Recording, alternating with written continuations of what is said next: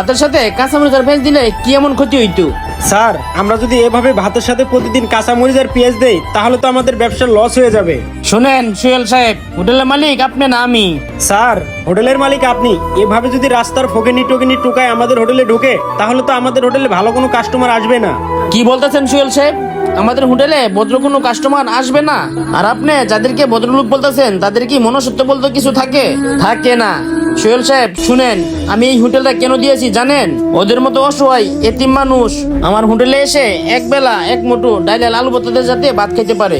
আর আপনি যাদেরকে ভদ্রলোক বলছেন না তাদের জন্য আমার এই হোটেল নয়। ওইসব ভদ্রলোকের জন্য ঢাকা আমার 5-5টা রেস্টুরেন্ট আছে। সো ওইসব লোকের জন্য আমার এই হোটেল নয়। সোহেল সাহেব, আপনি একটা কথা মনে রাখবেন, এদের মতন অসহায় লোকদেরকে যদি আমার হোটেল থেকে আরেকবার গাড় ধাক্কা দিয়ে বের করে দেন তাহলে আমিও বাধ্য হব আপনাকে আমার হোটেল থেকে গাড় ধাক্কা দিয়ে বের করে দেওয়ার জন্য। সোহেল সাহেব,